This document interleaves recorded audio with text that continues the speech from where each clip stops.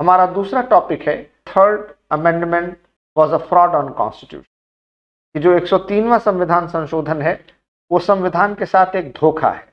जैसा कि आपको ये पता होगा और ये बात आपने कई बार सुनी होगी कि reservation can not be implemented as a poverty alleviation programme.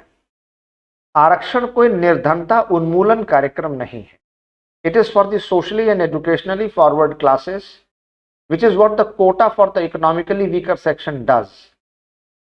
ये एक प्रकार का ऐसा आरक्षण देने की व्यवस्था है जो कि सामाजिक और शैक्षणिक रूप से पिछड़े हैं, लेकिन जो 103वां संविधान संशोधन है वो ये कहता है कि जो गैर आरक्षित वर्ग है यानी SC, ST, OBC, ये जो रिजर्व कैटेगरी है, इनको अगर हटा दिया जाए तो जो नॉन रिजर्व कैटेगरी है यानी जो फॉरवर्ड क्लास में आते हैं, जो अगड़ी जातियों में आते हैं, उनमें जो गरीब लोग हैं, उनमें जो निर्धन लोग हैं, उनको भी आरक्षण 10% दिया जा सकता है। और ये 10% रिजर्वेशन जो है एजुकेशनल इंस्टीट्यूशंस और सरकारी नौकरियों में दिया जाएगा।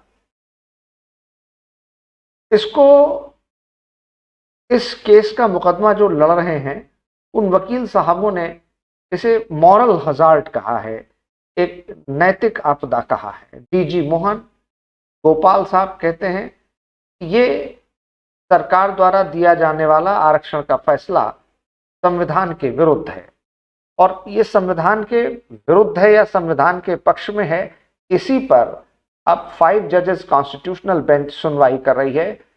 5 न्यायाधीशों की संविधान पीठ इस पर अपना विचार विमर्श करने के बाद फैसला देगी। 103rd कॉन्स्टिट्यूशनल अमेंडमेंट में 10% EWS कोटा, जिसको फ्रॉड ऑन द कॉन्स्टिट्यूशन, संविधान के साथ धोखा कहा जा रहा है, उसमें जो इस कानून के विरोध करने वाले हैं वो कहते हैं कि parliament knew it well that it has no power to provide reservation for socially and educationally forward classes.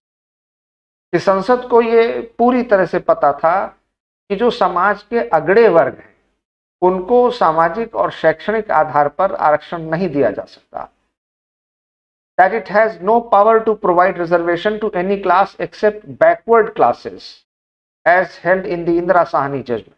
और इंदिरा साहनी मामले में भी बहुत साफ साफ ये कहा जा चुका है कि सिवाय पिछड़े वर्ग को छोड़कर सामाजिक और शैक्षणिक आधार पर किसी अन्य को आरक्षण नहीं दिया जा सकता, और इसलिए अगड़े वर्ग के निर्धन लोगों को आरक्षण का लाभ कैसे दिया जा सकता है, यह कानून के अनुसार विधि सम्मत नहीं है। और इसलिए ये जो कोटा है, आरक्षण की जो व्यवस्था है, ये एक मॉरल हैजार्ड है, एक नैतिक आपदा है। दूसरी बात ये कही गई है कि जिन लोगों की आमदनी सालाना 8 लाख रुपए या इससे कम होगी वो ही EWS economically weaker section quota के तहत रिजर्वेशन लेने के अधिकारी होंगे।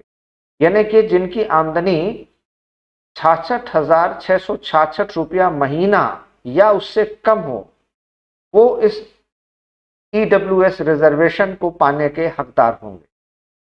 जबकि प्यू रिसर्च के अनुसार, जो एक थिंक टैंक है, उसने ये कहा है कि 93.7% ऑफ इंडियन पॉपुलेशन, भारत में 93.7% जनसंख्या ऐसी है जिनके पूरे परिवार की आय, फैमिली इनकम, इंडिविजुअल इनकम की बात नहीं कर रहे, पूरे परिवार की आय 25,000 रुपये महीना से कम है। और अगर एक परिवार में 4 सदस्य हैं यानी माता, पिता और उनके 2 बच्चे, तो इन चारों को मिला करके उनकी जो टोटल इनकम है वो 25,000 पर मंथ से है।